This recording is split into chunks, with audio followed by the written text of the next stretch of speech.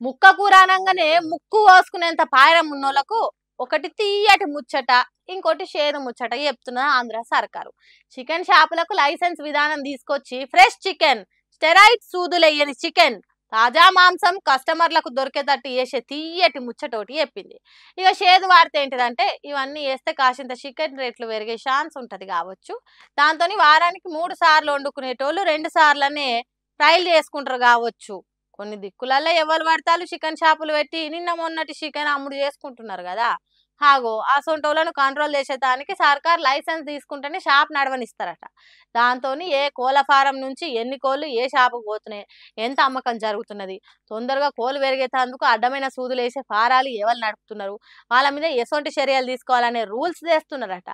ముక్కు కాడ పెట్టుకున్న వాసన వచ్చే ముక్క కూర అమ్మే షాపుల మీద కేసులు పెట్టుడు అంటే కోడిపిల్ల కాడ నుంచి కొట్టు దాటేదాకా మొత్తం సర్కార్ కంట్రోల్ ఉండేటట్టు చేస్తున్నారట. అట్లనే హోటళ్లకు ఎన్ని కోళ్ళు అమ్ముతున్నారు, ఎంత వండుతున్నారు, ఎంత నిల్వ చేస్తున్నారు, నిన్న మొన్నటిది ఏమన్నా వండుతున్నారా అనేది మొత్తం ట్రాక్ చేస్తారట. అదొక్కటే కాదు, కోళ్ళు పోసిన శతశదారాన్ని చేపలకు దాన తీరుగా వాడకుండా చర్యలు తీసుకుంటారట. మరి ఇవన్నీ వేస్తే సర్కార్కు పైకం కట్టాలి కదా చికెన్ షాప్ వాళ్ళు. కాబట్టి ఎప్పటికంటే కొద్దిగా ఎక్కువ ముక్క కూర రేట్లు పెరిగే ఛాన్స్ ఉంటది. అయితే మాయే గాని ప్రజల ఆరోగ్యాన్ని పెంచే ఆలోచన చేసినందుకు సంతోషంగానే ఉన్నారట ఆంధ్ర ముక్క కూరను ముద్దుగా తినే ఆంధ్ర పబ్లిక్. ఒకడు నాకెదురొచ్చినా వాడికే రిస్క్, నేను ఒకడికి ఎదురెళ్ళినా వాడికే రిస్క్. వార్ వన్ సైడే, one side step in history repeats అనే డైలాగ్ కు మల్లారెడ్డి బరాబర్ సెట్ అవుతాడబ్బా.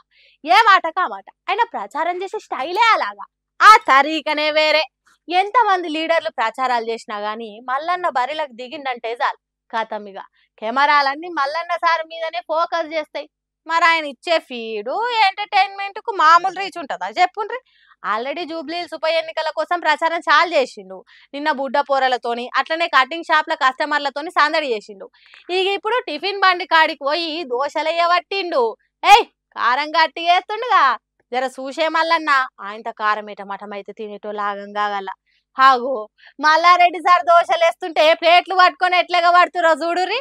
ఇక ఇటు అట్టి పండ్ల బండి కాడికి వచ్చి పండ్ల అమ్మ పట్టిండు.